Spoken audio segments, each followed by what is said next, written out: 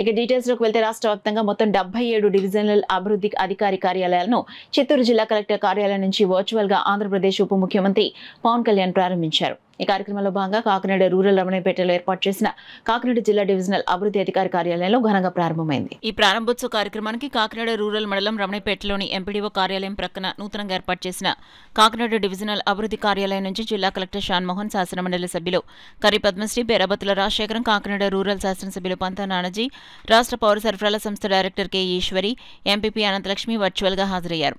అనంతరం కాకినాడ డివిజనల్ అభివృద్ధి కార్యాలయాన్ని జిల్లా కలెక్టర్, ఎమ్మెల్యే, ఎమ్మెల్సీలు, ఇతర ప్రజాప్రతినిధులు చేతుల మీదుగా రిబ్బన్ కట్ చేసి లాంఛనంగా ప్రారంభించారు.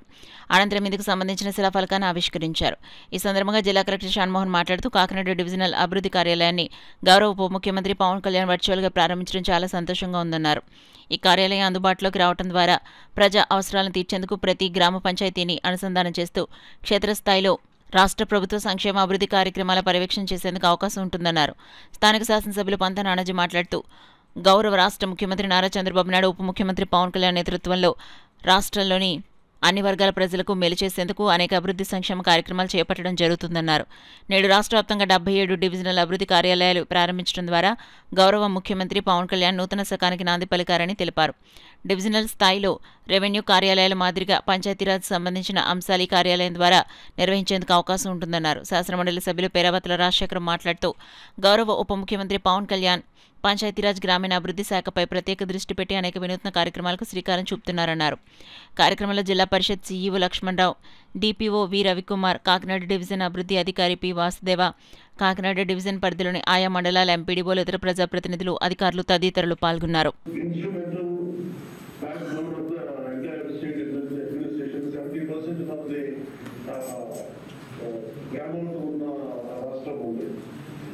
దీనికి మేము ఎస్ఎంఎస్ చేయగలం, ఎంత బాగా చేయగలం దాని మీద మనసు ఉండేది.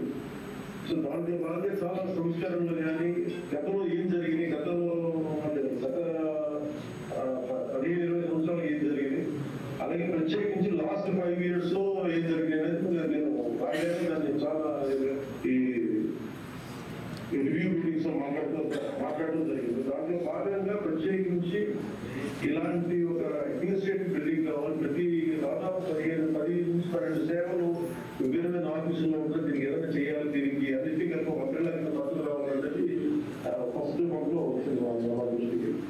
ఆ రోజు నుంచి పేరు అధికారులతో కొంచెం మాట్లాడి, ప్రిన్సిపల్ సెక్రటరీ గారితో మాట్లాడి, కమిషనర్ గారితో మాట్లాడి ప్రతిసారి దాన్ని చాలాసార్లు రివ్యూ చేస్తూ ఇక్కడ పడుతుంది. సో దీంట్లో భాగంగా ఈ 77 ఆఫీస్ కాకినాడలో మనం కాకినాడ డిఎల్డిఓ ఆఫీస్కి మన రూరల్ కాన్స్టిట్యున్సీలో ఒక పంచాయతీ బిల్డింగ్ దగ్గర మనం స్పేస్ని వాడుకుంటూ ఆల్మోస్ట్ ఒక 25-30 lakhs ఇన్వెస్ట్ చేసి డెవలప్ చేయడం జరిగింది. ఇక్కడే along with MPDO office, DLDO office, AP office, తర్వాత డిఎల్పిఓ ఆఫీస్ కూడా పెట్టడం జరిగింది. So most of the Panchayati Raj department సంబంధించి అంటే ఆల్ డెవలప్మెంట్ యాక్ట్కి సంబంధించిన all HOD, division level HODs అందరూ ఒకే చోట కూర్చొని చేయడానికి ఇట్స్ గుడ్ ఫెసిలిటీ. సో దీంతో పాటు ఇక్కడ ఒక 80 seater ఒకటి హాల్, ఒక మీటింగ్ హాల్ ఒకటి పెట్టడం జరిగింది. అండ్ జనరల్ దీన్ని సస్టెనెన్స్ కోసం అంటే దీనికి రెగ్యులర్ వచ్చే మెయింటెనెన్స్ ఖర్చుల కోసం 80 seater హాల్ బయట వాళ్ళకి రెంట్ కూడా ఇవ్వడం జరుగుతుంది. సో ఈ సందర్భంగా అందరికీ చెప్పదలుచుకుంది ఒకటి, ఈ ఆఫీస్ని ఒక మినీ కలెక్టరేట్ అనే పదం వాడుతుంది. సో డివిజన్ లెవెల్లో ఒక మినీ కలెక్టరేట్ లాగా అంటే రెవెన్యూ కాకుండా మిగిలిన యాక్టివిటీస్ అన్నీ ఒక చోట నుంచి జరిగే ఒక వెసులుబాటు కల్పించడం. కొత్త వ్యవస్థని డిఎల్డిఓ ఆఫీస్ ఆల్రెడీ గతంలో ఉండేది, కానీ దానికి ఒక స్ట్రక్చరైజ్ చేసి దాన్ని ఏకీకృత ఒక ఆఫీస్ కింద తయారు చేసి ఒక సింగిల్ విండో పరిధిలో చేస్తున్నందుకు దానివల్ల అన్ని పనులు కూడా ఒకే చోట అయ్యి చాలా కాలయాపన లేకుండా అన్ని పనులు ఒక పేపర్ ఈ ఆఫీస్ నుంచి ఇంకో ఆఫీస్కి వెళ్ళక్కర్ లేకుండా ఒకటే సముదాయంలో జరగడం. కానీ మన కాకినాడ రూరల్ వస్తువులకి మనకి ఎండి ఆఫీస్ కూడా పక్కనే ఉండడం వల్ల మనకు మరింత సదుపాయం దొరుకుతూ ఉంది. కరెక్ట్గా చెప్పినట్టుగా ప్రతి పైన కూడా పూర్తయిన తర్వాత మెయింటెనెన్స్, ఎందుకంటే ఇంత చక్కటి గవర్నమెంట్ ఆఫీసులు ఎక్కడో కానీ రేరుగా ఉన్నాయి. నేను చూసిన పరిధిలో ఇదే చక్కగా గవర్నమెంట్ ఆఫీస్గా నేను చెప్పగలుగుతాను. అటువంటి దాన్ని మెయింటైన్ చేయాలి అంటే కొంచెం ఖచ్చితంగా దీనికి రాబట్టి రెవెన్యూ కూడా ఉండాలి. ఆ పైన ఉన్న హాల్ని ఖచ్చితంగా చిన్న చిన్న బర్త్డే పార్టీలకి అటువంటి వాటికి చిన్న చిన్న కార్పొరేట్ మీటింగ్లకి మన చుట్టుపక్కల పోలీస్ కార్పొరేట్ మీటింగ్లకి అట్లా కూడా ఇచ్చి ఒక లిఫ్ట్ సౌకర్యం కూడా ఏర్పాటు చేస్తే ఖచ్చితంగా దాన్ని ఆ రోజు మరి మంచి నిర్ణయం తీసుకున్నారు.